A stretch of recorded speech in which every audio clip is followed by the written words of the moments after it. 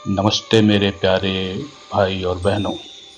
आज मैं आपको एक सच्ची सच्ची कहानी सुनाने जा रहा हूँ, जिसे अगर आपने पूरा सुन लिया तो आपके मन की सारी चिंता और घर के सारे दुख दर्द हमेशा के लिए दूर हो जाएंगे। यह कहानी हमारे और आपके जैसे ही एक साधारण महिला की है। एक छोटी सी जगह में वैदेही नाम की एक महिला रहती थी। वो बहुत ही सीधी सादी और कम पढ़ी लिखी थी, जिसका पूरा दिन बस घर की रसोई और काम काज में ही बीत जाता था।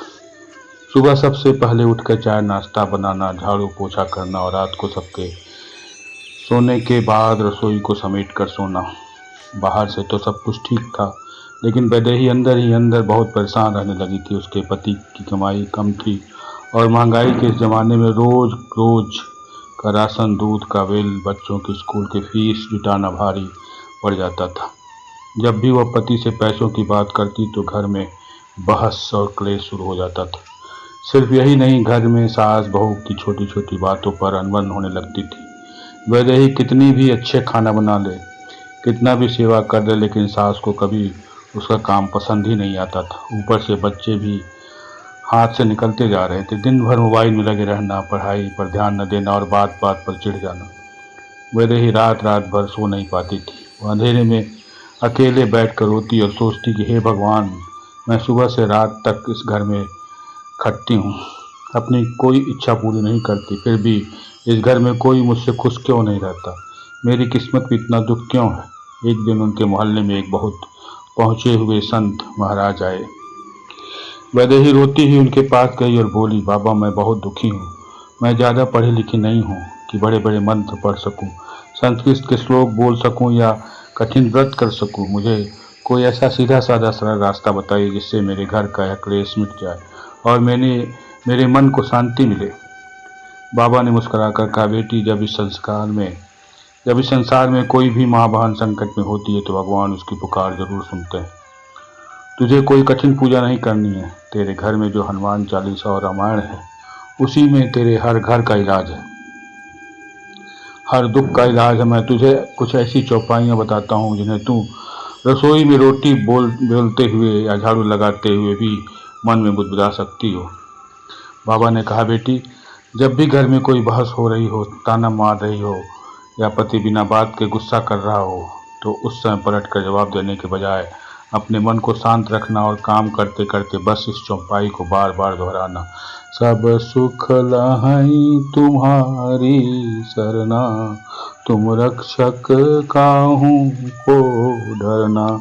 बाबा ने समझाया, इसका मतलब है कि हनुमान जी जो आपकी शरण में आ गया, उसे दुनिया के सारे सुख मिल गए, और जब आप हमारे रक्षक हैं तो हमें किसी बात की चिंता या डर रखने की कोई ज़रूरत ही नहीं है।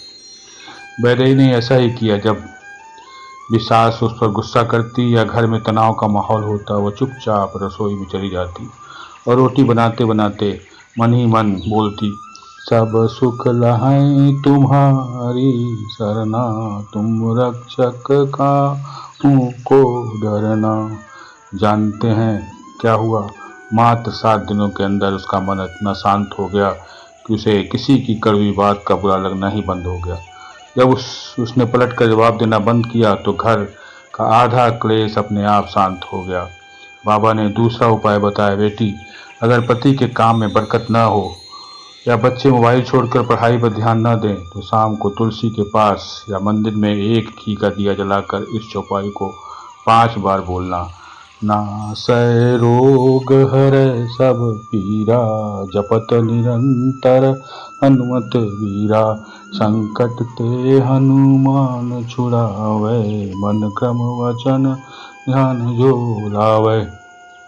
इसका मतलब बहुत आसान है। हनुमान जी का नाम लगातार जपने से शरीर की बीमारियां और मन की सारी तकलीफें मिट जाती हैं। जो इंसान सच्चे मन से हनुमान जी की याद करता है, हनुमान जी उसे हर मुसीबत से खींच कर बाहर निकाल लेते हैं। वैदेही ने यही चौपाई रोज को नियम से बोलना शुरू कर दिया।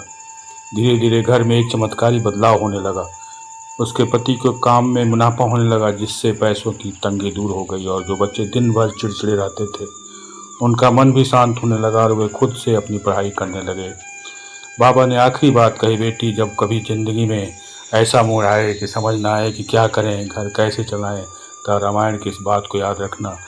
जिन्हीं के राही भावना जैसी, प्रभु मूरत देखी तिन तैसी।